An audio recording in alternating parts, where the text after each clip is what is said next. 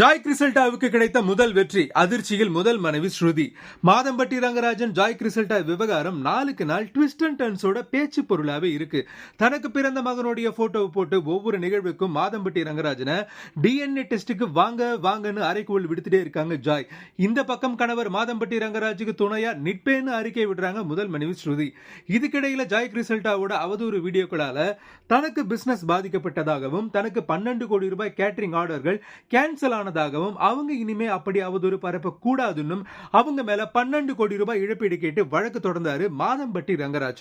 இந்த வழக்கின் விசாரணை நடைபெற்ற நிலையில எப்போது அட்வான்ஸ் வாங்கினீங்க, எப்போ ஆர்டர் கேன்சல் ஆச்சு, எப்போ அட்வான்ஸ் திருப்பி கொடுத்தீங்கன்னு ஜாய் தரப்புல இருந்து கேள்விகள் முன்வைக்கப்பட்டுச்சு. இந்த நிலையில மாதம்பட்டி ரங்கராஜ் தொடுத்த வழக்கின் தீர்ப்பு இன்று வெளியாகி இருக்கு. அந்த வகையில தீர்ப்பளித்த நீதிபதி ஜாய் கிறிசல்டாவுக்கு எதிராக மாதம்பட்டி பாகசாலா நிறுவனம் தொடர்ந்த வழக்கை தேதி குறிப்பிடாம தள்ளுபடி செய்து உத்தரவிட்டிருக்காரு.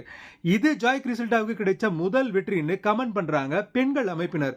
அந்த குழந்தை என்னுடையதுன்னு ப்ரூவ் ஆனா அதனுடைய வாழ்நாள் பராமரிப்பை நான் ஏத்துக்கிறேன்னு சொன்ன ரங்கராஜ் ஏன் இது வரைக்கும் டிஎன்ஏ டெஸ்ட்க்கு வரலன்னு கேள்வியும் எழுப்புறது குறிப்பிடத்தக்கது.